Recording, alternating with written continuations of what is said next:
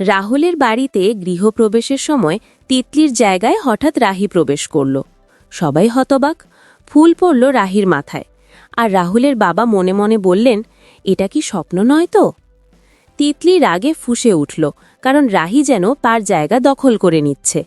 তিতলি বলে, দিদি, তুই তো জানিস তোকে ছাড়া আমি কিছুই পারি না, কিন্তু বিয়ে আমি করব বিদেশে যাওয়ার জন্যই, ভালোবাসার জন্য নয়। রাহি শান্তভাবে উত্তর দেয়, আমি সংসার গুছিয়ে দিতে পারি, কিন্তু বিয়ে করব না। এদিকে সঙ্গীত অনুষ্ঠানে সবাই আনন্দে নাচ গান করছে। হঠাৎ পুলিশ কাকু এসে জনকে খুঁজতে থাকে।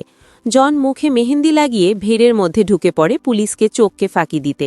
রাহি তখন মনে মনে ভাবে, জন হঠাৎ এত ভয় পাচ্ছে কেন? পুলিশের সাথে ওর কি কোনো গোপন সমস্যা আছে?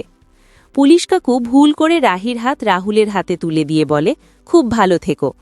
রাহি তৎক্ষণাৎ বলে, আমি নই, তিতলি এই বাড়ির বউ হতে যাচ্ছে।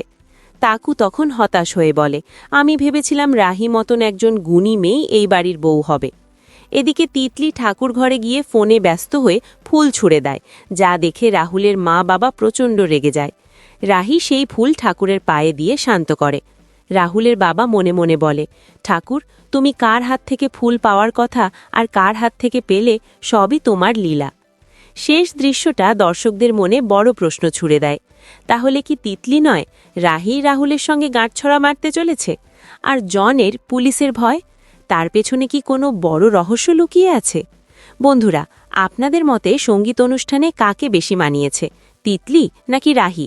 কমেন্টে জানাতে ভুলবেন না। আর ভালো লাগলে আমাদের চ্যানেল সাবস্ক্রাইব করে পাশে থাকবেন।